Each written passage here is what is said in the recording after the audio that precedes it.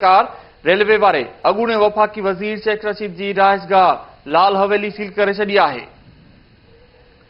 सरकारी मिल्कियत जी संभाल कंदड़ बोर्ड पुलिस ऐं एफआईए जे मदद सां लाल हवेली जा 2 यूनिट सील करे छॾिया आहिनि। इंतिज़ामिया जो चवणो त लाल हवेली सरकारी मिल्कियत आहे। शेख रशीद ऐं संदसि भाउ खे नोटिस मोकिलिया पर हुननि को बि जवाब न ॾिनो आहे।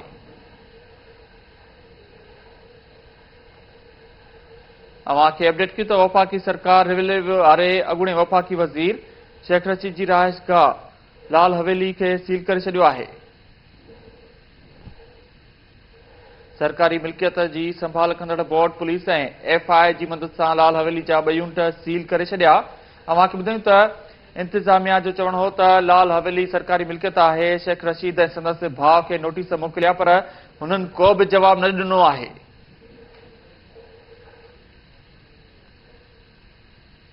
वफ़ाक़ी सरकार रेलवे वारे अॻूणे वफ़ाक़ी वज़ीर शेख रशीद जी रहाइशगाह लाल हवेली सील करे छॾी आहे। सरकारी मिल्कियत जी संभाल कंदड़ बोर्ड पुलिस ऐं एफआईए जी मदद सां लाल हवेली खे सील कयो वियो आहे।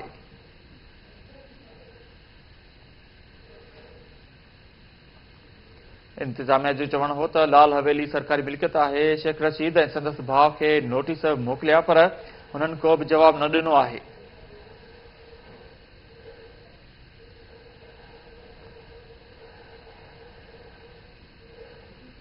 अवांखे अहम ख़बरियूं त वफ़ाक़ी सरकार रेलवे वारे अॻूणे वफ़ाक़ी वज़ीर शेख रशीद जी रहाइशगाह लाल हवेली सील करे छॾी आहे। सरकारी मिल्कियत जी संभाल कंदड़ बोर्ड पुलिस ऐं एफआईए जी मदद सां लाल हवेली जा 2 यूनिट सील कया विया आहिनि।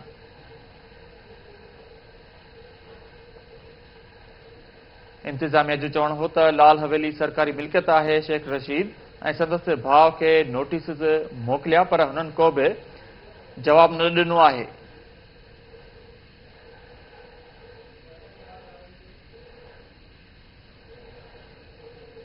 अवांखे अपडेट की तो वफ़ाक़ी सरकार रेलवे वारे अॻूणे वफ़ाक़ी वज़ीर शेख रशीद जी रहाइशगाह लाल हवेली सील करे छॾी आहे। सरकारी मिल्कियत जी संभाल कंदड़ बोर्ड पुलिस ऐं एफआईए जी मदद सां लाल हवेली सील कई वई आहे। इन हवाले सां वधीक तफ़सीलनि लाइ असां सां लाइन ते मौजूद आहे इस्लामाबाद मां केटी न्यूज़ जो रिपोर्टर गुलाम रसूल कुंभर। जी गुलाम रसूल, अपडेट कजो। वफ़ाक़ी सरकार रेलवे वारे अॻूणे वफ़ाक़ी वज़ीर शेख रशीद जी रहाइशगाह खे सील करे छॾियो आहे। जी बिल्कुल, शेख रशीद जी रिहाइशगाह जेका लाल हवेली आहे, जेका मशहूर लाल हवेली आहे, जेका संदसि रिहाइशगाह आहे, उनखे सील कयो वियो आहे। उन हवाले सां हिकिड़ो तकरार जेको आहे उहो डिघे अरसे खां उनजी मालिकी जे हवाले सां हलंदड़ हो।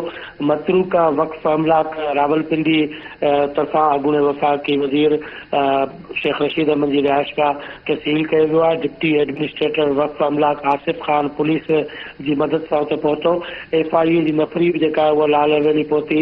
लाल हवेली सील ऑपरेशन में वक़्फ़ अमलाक ऐं एफआईए जी जेका उहा मदद करे रही आहे। उन सां गॾोगॾु डिप्टी कमिश्नर रावलपिंडी, सीपीओ ऐं डायरेक्टर एफआईए जे मामलत जे लाइ पहिरीं उन्हनि खे ख़त लिखिया हुआ।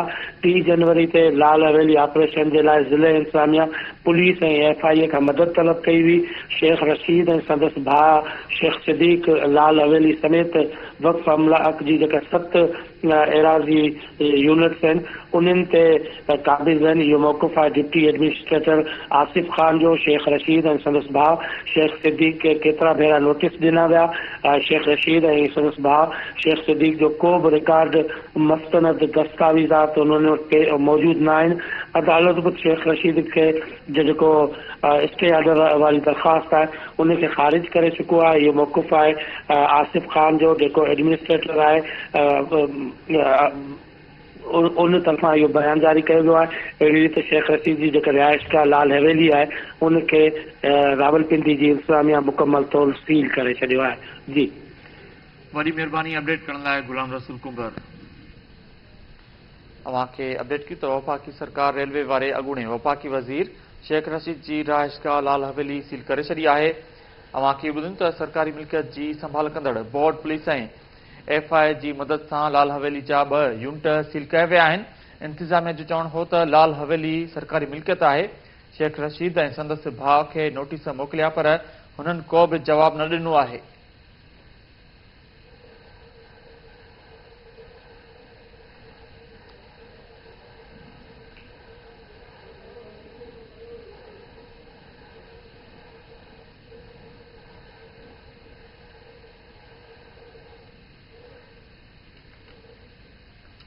अवांखे अपडेट की तो वफाकी सरकार रेलवे वारे अॻूणे वफाकी वज़ीर शेख रशीद जी रहायशगाह लाल हवेली सील करे छॾी आहे। सरकारी मिल्कियत जी संभाल कंदड़ बोर्ड पुलिस ऐं एफआई जी मदद सां लाल हवेली जा 2 यूनिट सील कया विया आहिनि। इंतिज़ामिया चयो आहे त लाल हवेली सरकारी मिल्कियत आहे। शेख रशीद ऐं संदसि भाउ खे नोटिस मोकिलिया पर हुननि को बि जवाब न ॾिनो आहे।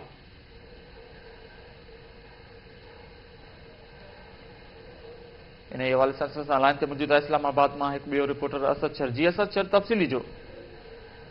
जी बिल्कुलु एफआईए तरफ़ां अॼु लाल हवेली ते वॾे तादाद में नफ़री मोकिली वई आहे ऐं सुबुह जो सवेर जेका इहा नफ़री मोकिली वई आहे जंहिं सबबु लाल हवेली जा जेके 4 हिसा आहिनि उहे मुकमिल तौर ते सील करे छॾिया आहिनि एफआईए तरफ़ां।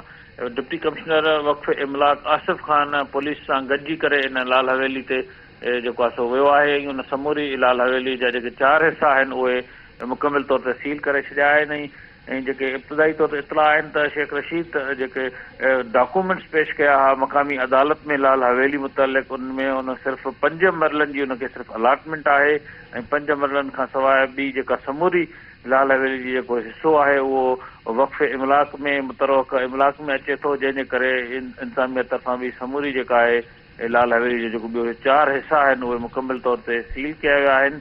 इन हवाले सां शेख रशीद जो अञा ताईं को मौक़िफ़ साम्हूं न आहे आयो।